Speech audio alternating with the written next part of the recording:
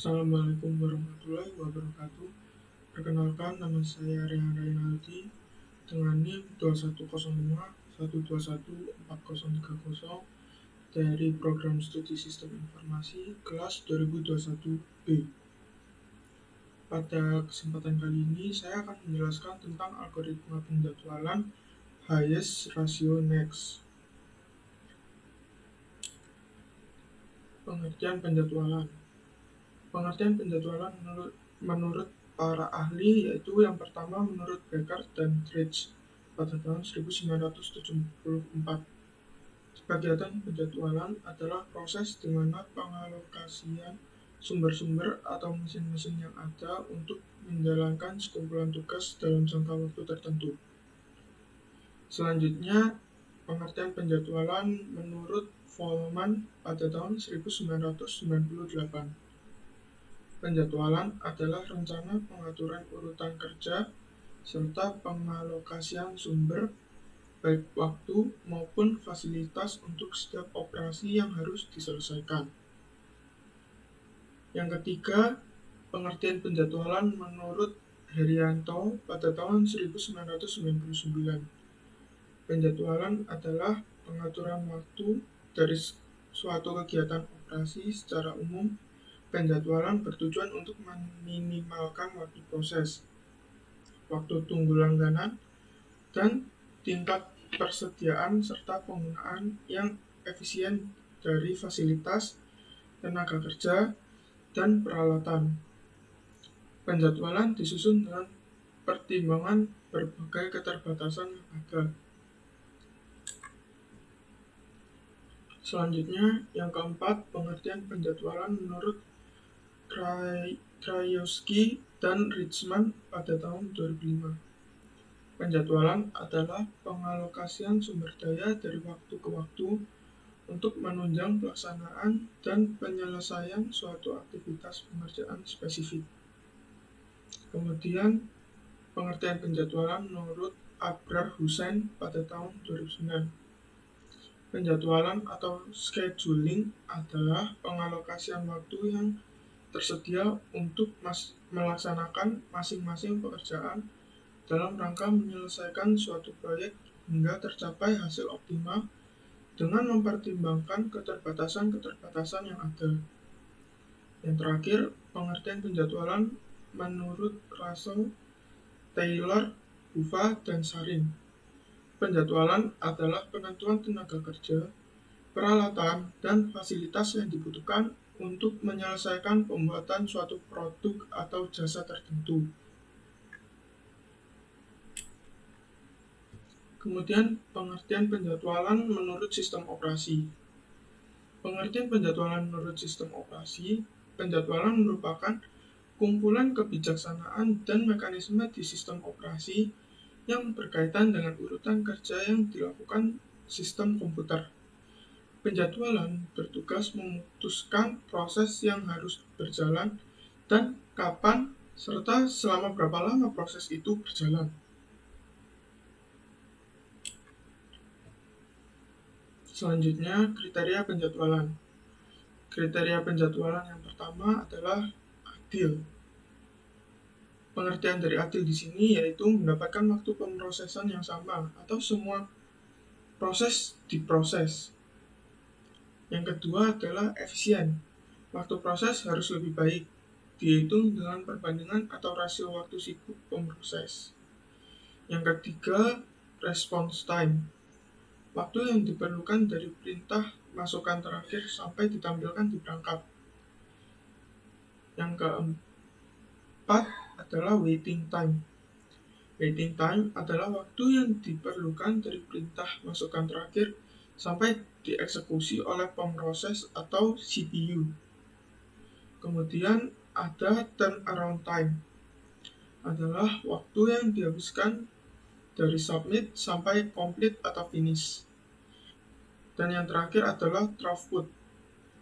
Jumlah kerja atau proses yang dapat diselesaikan dalam satuan waktu.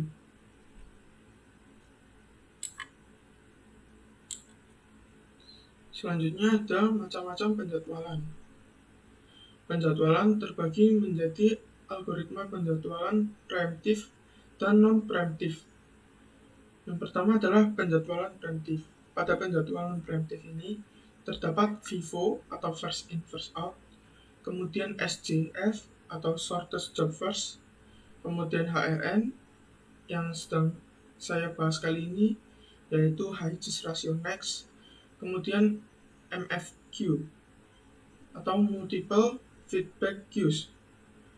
Penjadwalan non-preemptif. Pada penjadwalan non-preemptif terdapat RR atau round robin, kemudian SRV atau shortest remaining finish, kemudian ada PS atau priority scheduling, lalu ada GS atau guaranteed scheduling.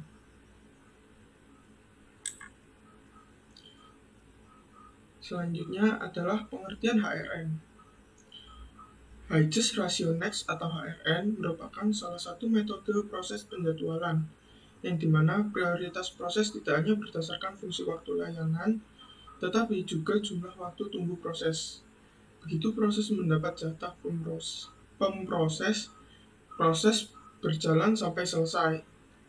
Di sini yang dimaksud dengan jumlah waktu tunggu bisa juga disebut sebagai waktu sia-sia. High just ratio next ini juga mengoreksi kelemahan penjadwalan SJF atau shortest job first dan menjadi pengembangan dari metode penjadwalan SJF atau shortest job first. High just ratio next ini dikembangkan oleh Prince Hansen.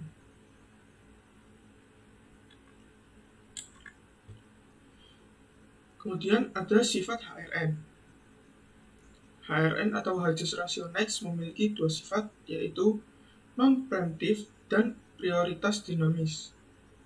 Yang dimaksud dengan non-preemptive adalah sifat non-preemptive ini merupakan proses tidak dapat dihentikan jika CPU telah dialokasikan untuk suatu proses, sehingga untuk memberhentikannya harus menunggu sampai proses tersebut selesai. Sifat yang kedua adalah prioritas dinamis. Prioritas dinamis memiliki arti prioritas yang dijadwalkan terlebih dahulu dapat saja digantikan oleh prioritas yang lain sesuai keadaan yang ada, sehingga pemrosesan tidak dilakukan secara urut berdasarkan yang terlebih dahulu datang. Berikutnya adalah kelebihan dan kelemahan HRN. Kelebihan HRN yang pertama adalah respon time yang cepat. Kemudian ada setiap proses akan mendapat layanan yang seimbang. Lalu tidak terjadi starvation karena proses yang memiliki sifat prioritas dinamis. Kekurangan dari HRN adalah terjadi overheat karena scheduler harus mengetahui atau memperkirakan service time proses-proses yang akan dieksekusi. Selanjutnya adalah proses HRN. Prioritas dinamis HRN dihitung menggunakan rumus prioritas sama dengan waktu tunggu ditambah waktu layanan dibagi waktu layanan. Waktu tunggu ini juga bisa disebut sebagai waktu sia-sia. Karena waktu layanan muncul sebagai pembagi, maka proses yang lebih pendek mempunyai prioritas yang lebih baik. Karena waktu tunggu sebagai pembilang, maka proses yang telah menunggu lebih lama juga mempunyai kesempatan lebih bagus untuk memperoleh layanan pemrosesan terlebih dahulu. Disebut HRN atau High Just Response Time karena waktu tanggap adalah waktu tunggu ditambah waktu layanan. Memperoleh waktu tanggap tertinggi yang harus dilayani, ketentuan HRN berarti agar memperoleh waktu tanggap tertinggi yang harus dilayani terlebih dahulu. Berikut ini adalah rumus HRN yang sudah saya sebutkan tadi, yaitu prioritas sama dengan waktu tunggu ditambah dengan waktu layanan, kemudian dibagi dengan waktu layanan. Kita masuk ke contoh hitungan HRN. Pada contoh hitungan kali ini, terdapat 4 proses yang datang di jam yang sama. Sebut saja keempat proses tersebut adalah proses A, proses B, proses C, dan proses D, yang masing-masing tiba pada pukul 7.00, kemudian 7.05, 7.15, dan 7.20 dengan lama pengerjaan masing-masing 20 menit untuk proses A, 25 menit untuk proses B, 10 menit untuk proses C, dan 15 menit untuk proses D.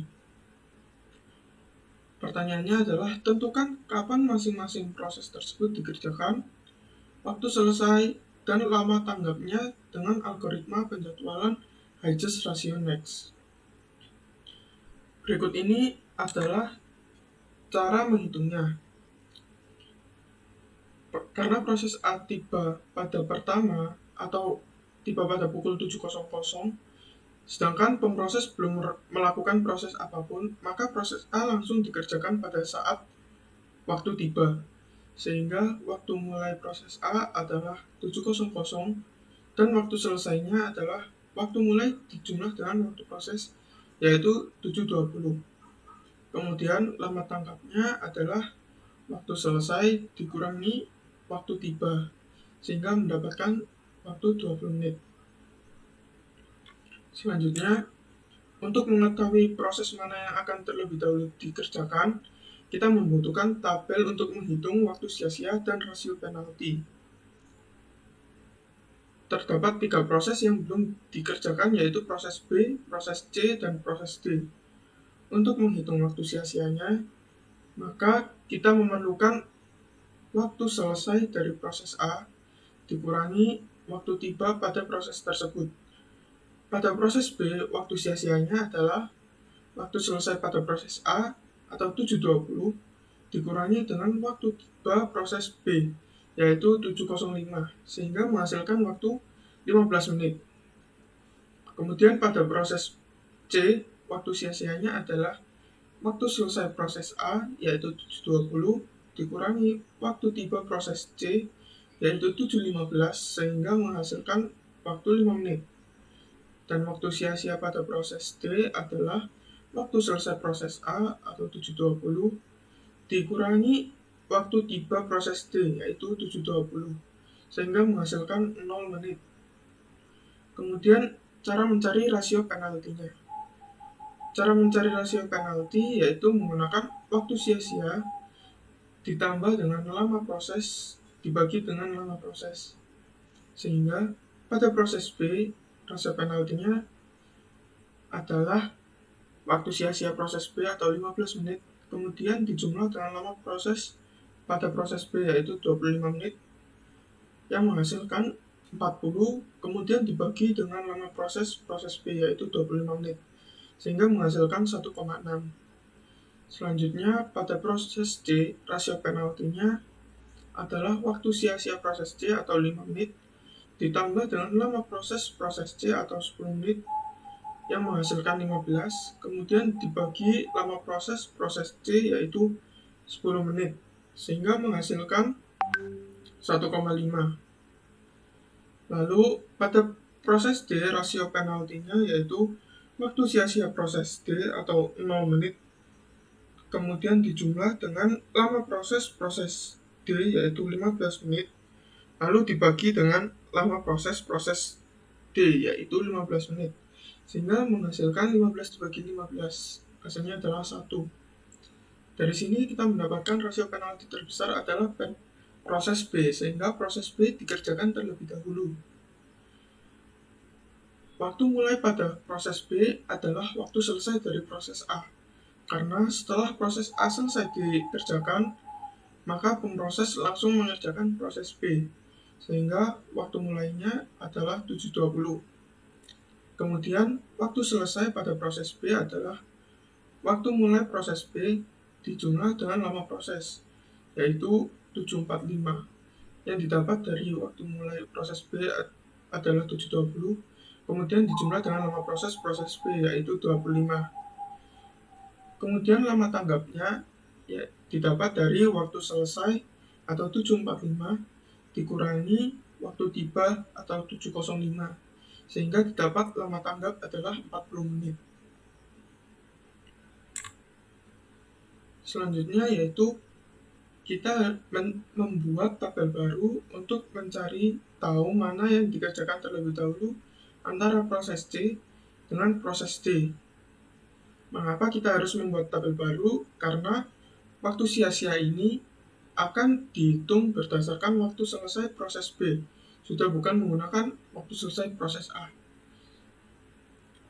Pada waktu sia-sia proses C, didapatkan waktu selesai proses B atau 745, kemudian dikurangi waktu tiba proses C yaitu 715, sehingga dapat 30 menit.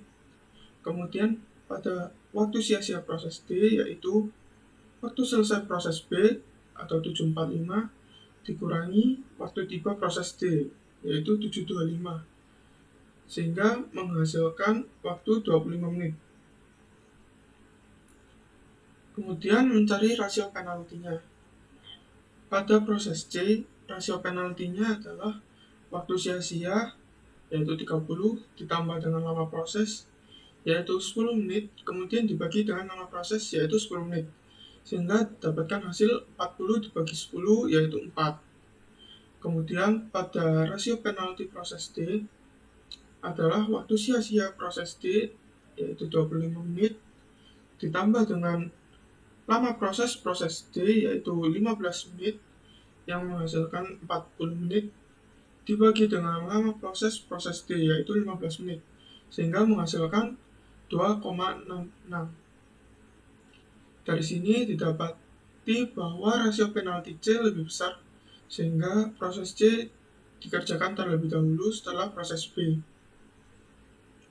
Maka waktu mulai pada proses C yaitu waktu selesai pada proses B adalah 745. Waktu selesainya yaitu waktu mulai proses C ditambah dengan lama proses dari proses C yaitu 10 menit, sehingga dapat waktu 755.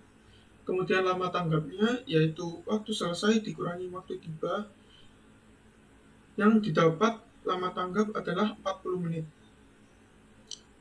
Karena semua sudah diproses kecuali D, maka setelah proses C, pemroses akan langsung mengerjakan proses D, sehingga didapati waktu mulai proses D adalah waktu selesai proses C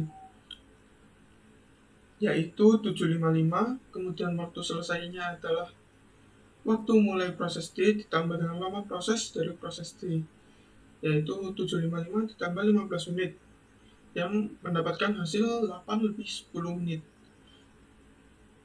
Kemudian lama tanggapnya adalah waktu selesai dikurangi waktu tiba, yaitu 8 lebih 10 dikurangi 720, sehingga mendapatkan hasil lama tanggap adalah 50 menit.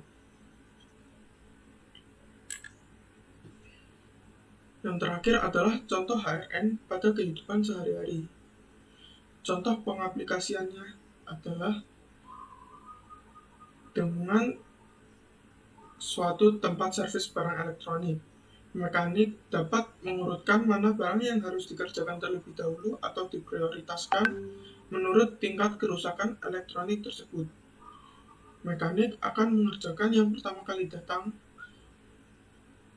Kemudian, untuk mengetahui mana yang akan dikerjakan selanjutnya, mekanik dapat melakukan analisa seberapa buruk tingkat kerusakan elektronik tersebut dan kira-kira membutuhkan waktu berapa lama untuk menyelesaikan barang elektronik tersebut.